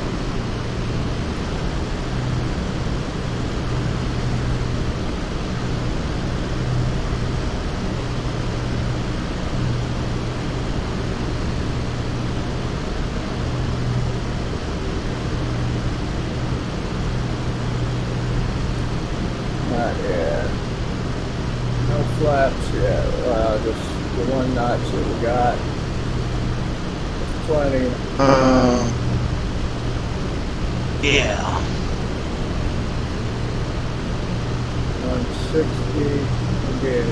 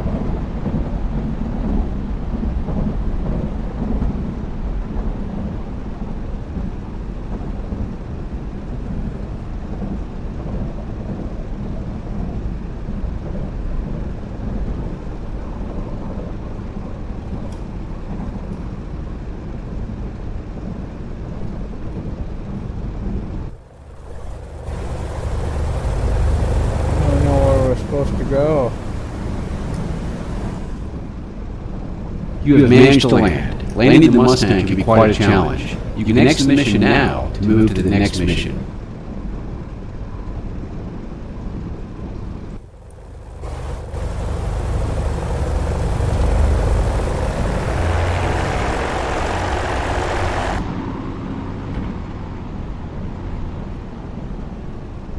Risky and had soccer race put down. Oh my goddamn. I'll be right back. User disconnected from your channel. You're going. Oh, that's we wrecked it. Here we go.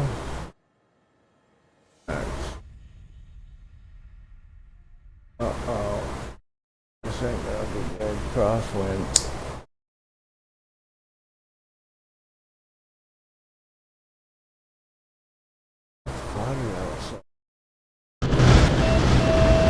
This challenge is much like the previous landing mission, but I've thrown in a 10 meter per second crosswind to give you a headache. Good luck.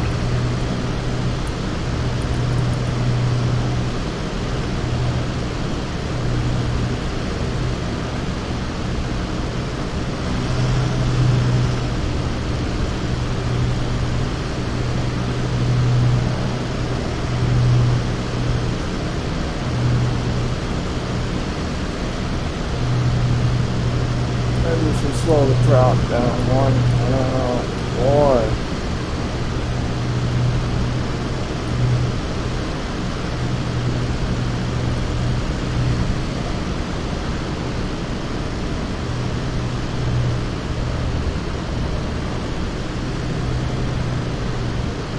Gotta power through.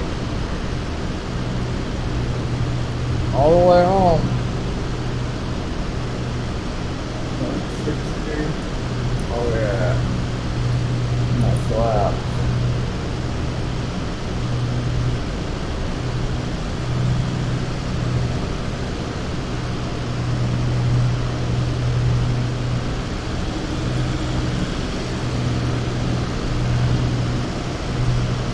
I should just slow the propeller down.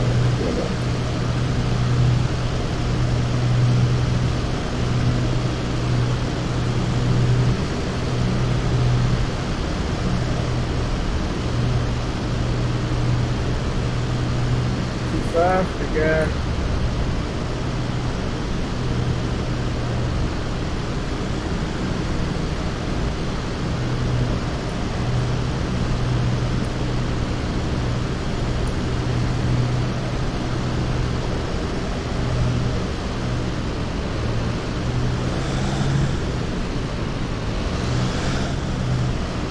That wasn't pretty.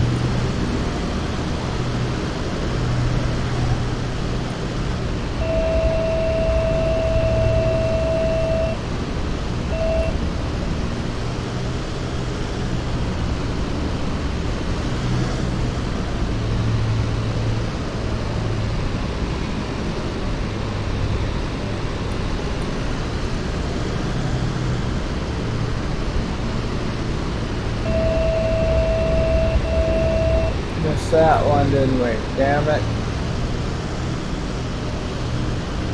I think we did.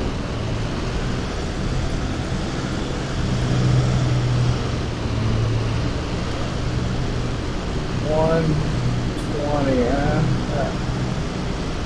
Go a little faster than that. Wow, we're all over the place here.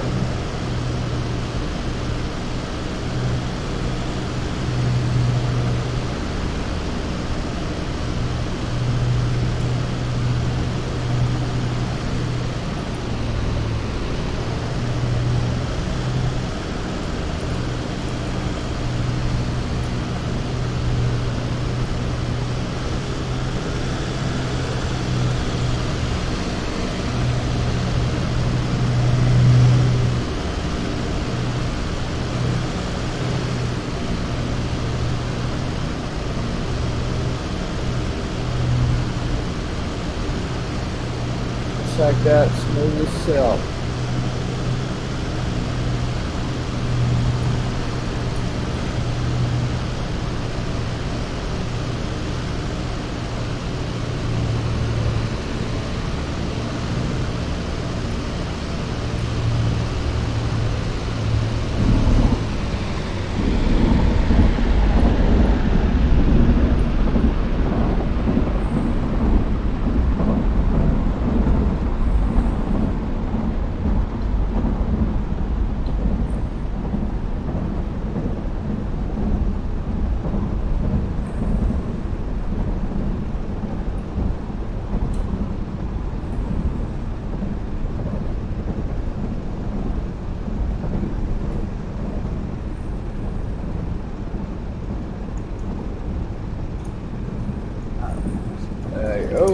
Oh. Nice job. You made that look easy. You can end the mission now and move on to some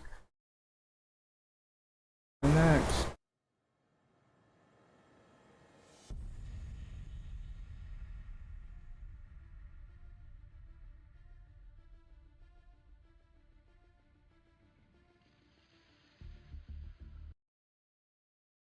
Waypoints. Ready.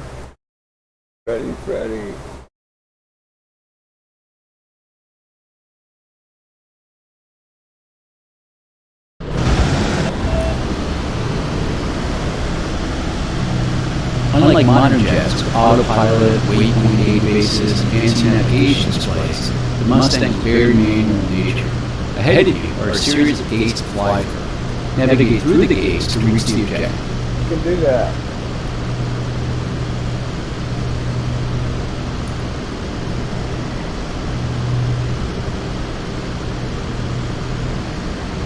Do that.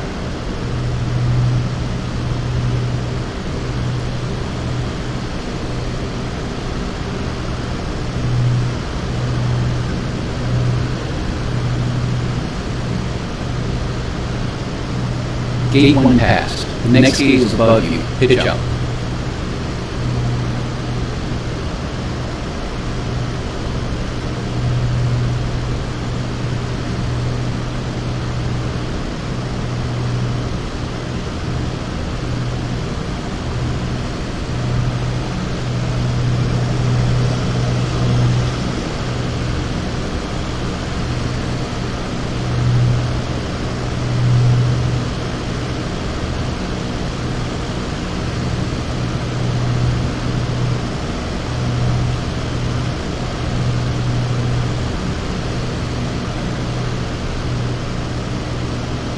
Gate 2 passed. Gate 3 is below you and to the left.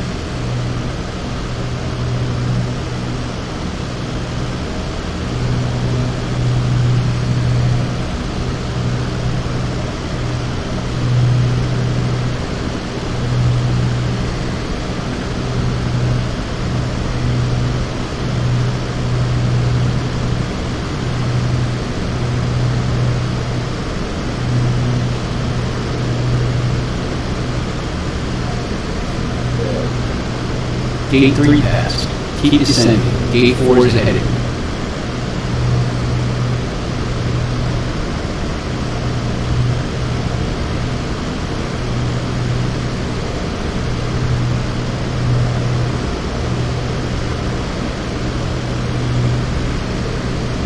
Gate 4 passed. Gate 5 should be off to the right of your nose. That's it.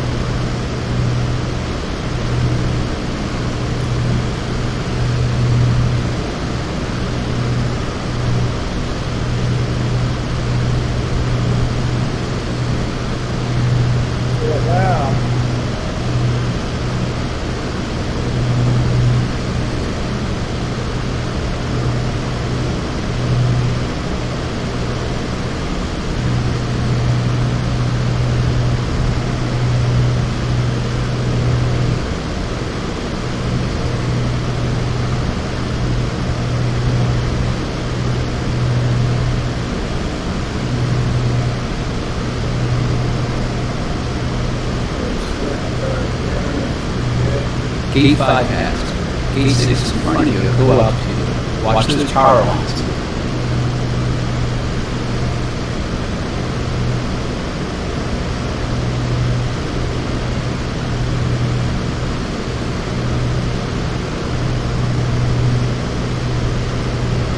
Gate 6 passed.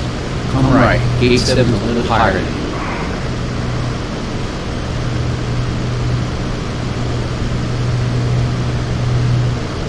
To the left.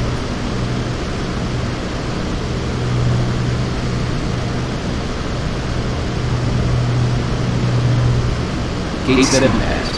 Come back left and descend for Gate 8. We got it.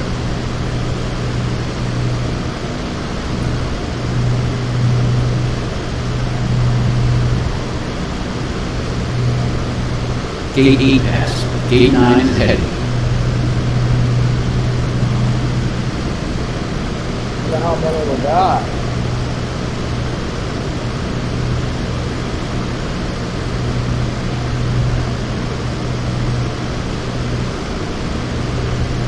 Gate 9 passed. Bank left to line up Gate 10.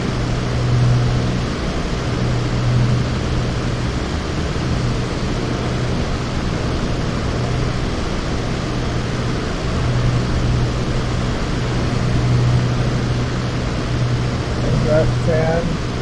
I hope not.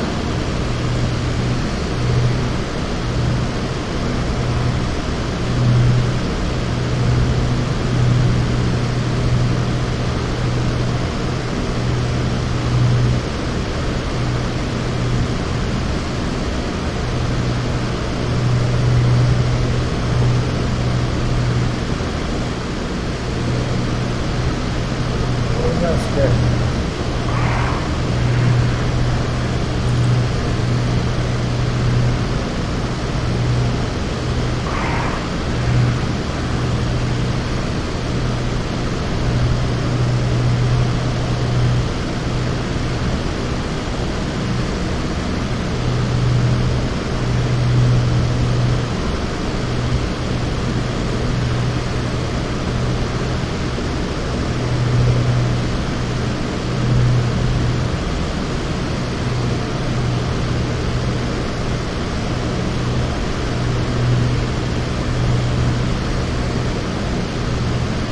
Gate 10 passed. Come a little left for Gate 11.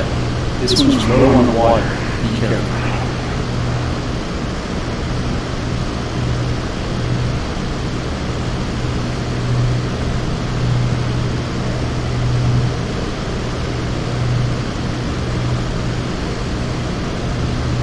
Alright, let's go.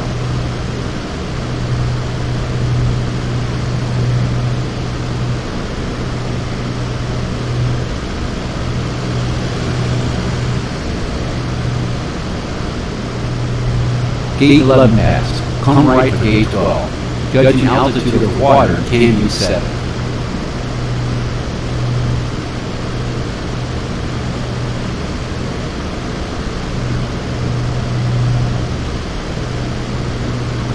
Gate 12 passed.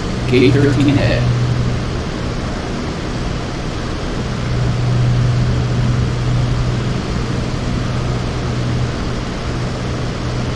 Let's see where we're going.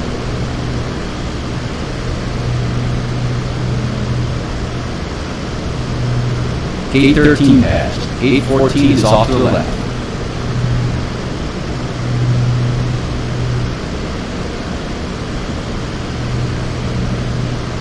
We're gonna go up.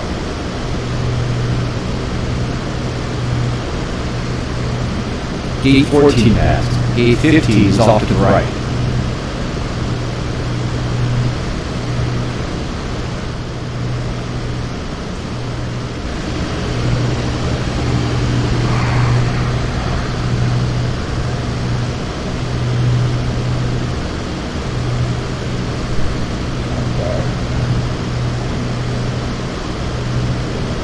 Down, around, and up the hill. Gate 15 passed. Gate 16 ahead.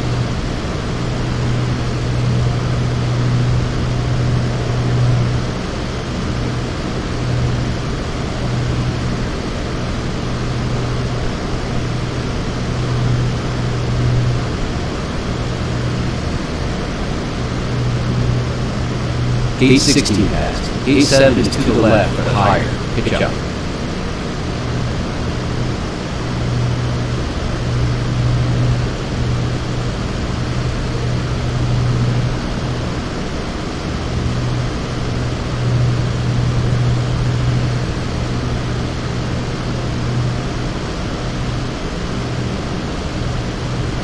Gate 17 passed. Keep pitching up and bank left for gate 18.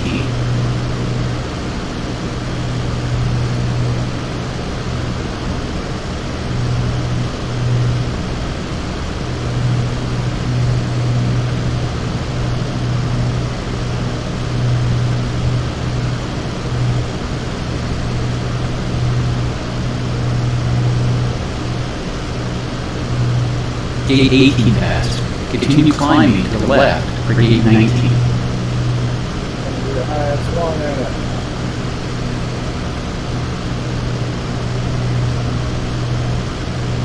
All of the shit we can make it.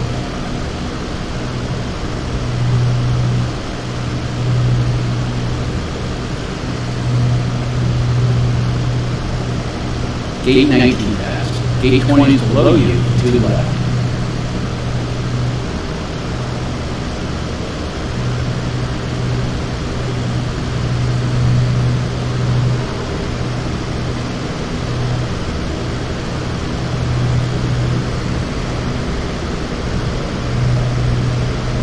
Gate 20 passed. Continue heading downhill to gate 21. Okay.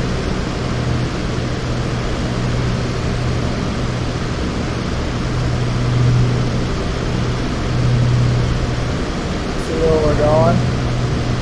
Gate 21 passed. Gate 22 is to the right and below you. Right again. Gate 22 passed. Gate 23 is approaching.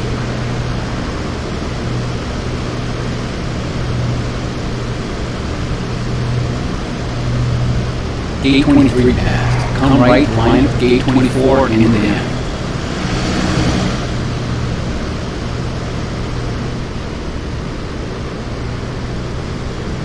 Gate 24 passed. Gate 25 is to the left. Climb a little to avoid hitting the dam. There it is.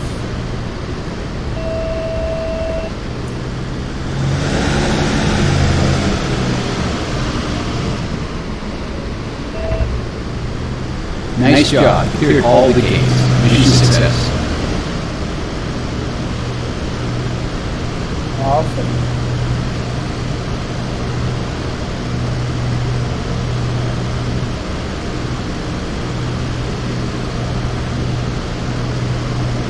One click more.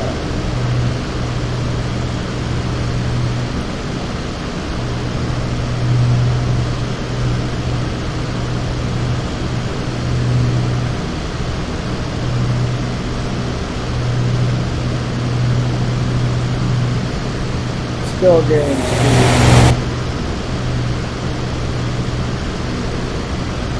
Getting pretty good.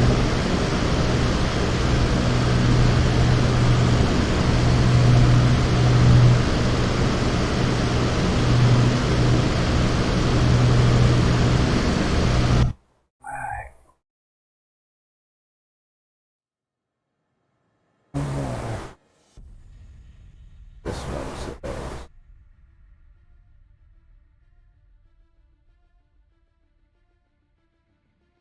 I do believe we're going to take a break. We've been streaming for 2 hours. I didn't realize that. Well, as always, thanks for tuning in. Until next time, peace.